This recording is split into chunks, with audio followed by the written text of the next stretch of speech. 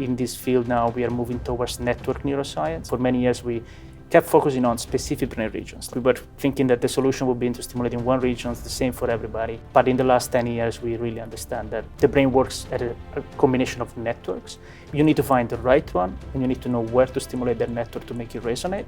And that's the other advantage of synaptic therapeutics. We really go after one specific network that we know is very relevant for Alzheimer's disease, and it's called the default mode network. And that's the network that basically controls your memory.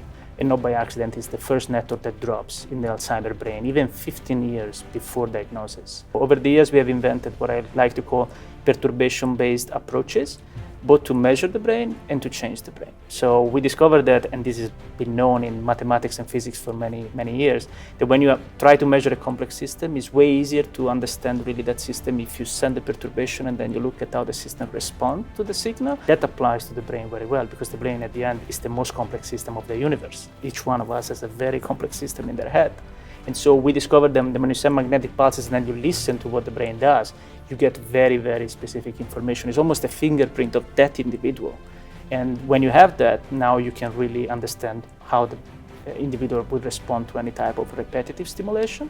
And so we do that for each individual. So once we have defined the target, and the target means both where to stimulate, but also the intensity, sometimes the frequency, it's a combination of factors.